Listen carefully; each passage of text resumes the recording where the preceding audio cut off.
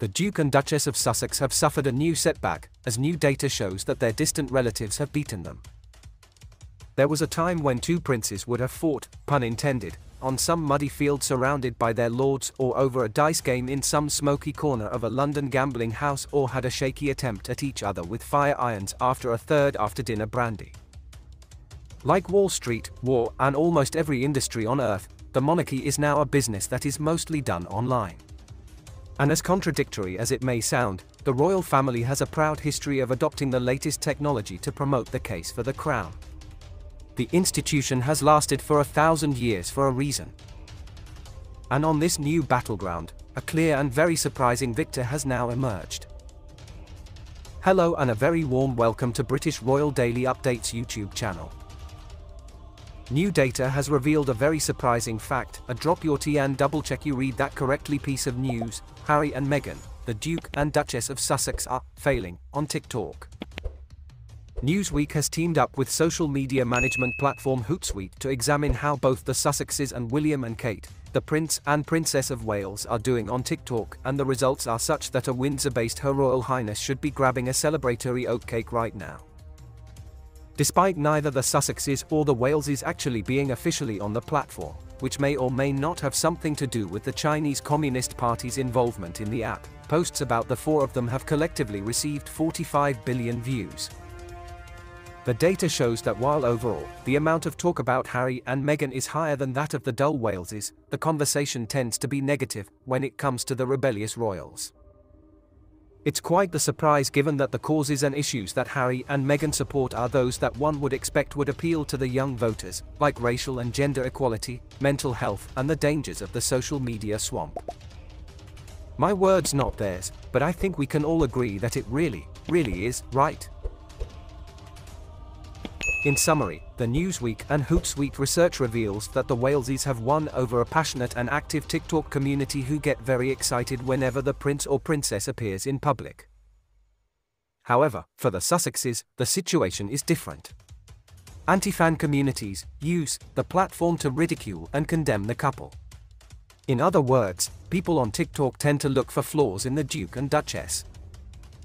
Hootsuite analyzed data for a 30-day period and found that Kate's top video got 620,000 likes, while her second one got 418,000 likes.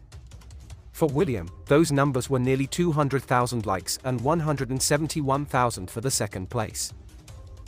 Then we have the Montecito dissidents, with Harry getting 300,000 and 219,000 likes and Meghan 325,000 and 182,000 likes. What is also interesting is that the most popular videos of the Waleses are from recent events like Wimbledon, their family trip to the Royal International Air Tattoo last month, and when William tried to make burgers, and some obvious self-promotion. On the contrary, according to Hootsuite's Eileen Kwok, who spoke to Newsweek, Harry's top videos show clips of him and Queen Elizabeth, speculations of divorce with Meghan, various conspiracy theories about their relationship, and clips of him and Princess Diana. Meghan's most popular two were from her tacky, dignity-less appearance on Ellen in late 2021. Does anyone else feel like they've seen this before? Or maybe more precisely in the case of the Duke and Duchess, déjà vu. It was only a few days ago that William was named the most popular public figure in the United States, out of a select list of 15 leaders who hold positions of power or authority. Not only did the 41-year-old take the top spot, but notably, both he and Father King Charles, in the fourth spot, had bipartisan support, reflecting the strength and resilience of Crown Inc. in the United States. The lack of Harry and Meghan on the Gallup list, given that their only remaining official roles are as world's best mom and dad according to their son Prince Archie's preschool crafting, is very telling. The situation now is that the Sussexes are losing favor, after they left royal life to supposedly make millions and become the best thing for humanity since the polio vaccine. But that has not happened, and the latest scorecard shows they have a mediocre public image in America, at best. The most recent YouGov US poll, from July, has Harry at 24 points net favorability with William only 2 points behind him. Meghan has only 7% net favorability and Kate is the clear winner with 35 points net.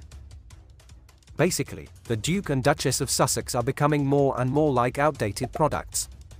The excitement and shock of a king's son abandoning the palace system has faded away, and the novelty of Megxit has turned into something just depressing in every way. The cultural impact of that moment in time, when they went so rebelliously and historically off-script, has vanished. Years after moving to California, the couple has not been able to prove their credibility as thinkers or activists in any meaningful way. The Sussexes are now in this vague grey zone when it comes to their public identity. Because, what are Harry and Meghan really? They are royal but not really. They are supposed to be content creators, but so far they have only made one TV show all about themselves. They started a charity with a lot of hype, and yet in their first 2 years of operation, they have only given out about $4.6 million. Which is about just over 5.5% of the $78 million they have reportedly been paid by Netflix so far. The other side of the coin here is how well the monarchy has survived in the US even after the regular TV attacks of Harry and Meghan. In the same time period, while the Sussexes were doing their usual primetime ranting, William and Kate have continued with steady commitment, doing their good deeds and letting the public enjoy looking at their 3 adorable kids. It would be interesting to know how much this strong American and TikTok support for the Waleses reflects the lasting fascination and awe of royalty, or whether it is more about the values that the couple themselves represent. Interestingly, this fanbase in the States is young. According to Newsweek and Hootsuite, when it comes to the Sussexes and the Waleses, more than half the audience were 18 to 24-year-olds, and this figure was highest for William at 66%. Who would have guessed that the kids were so into balding dad types who look like they are obsessed with Strava?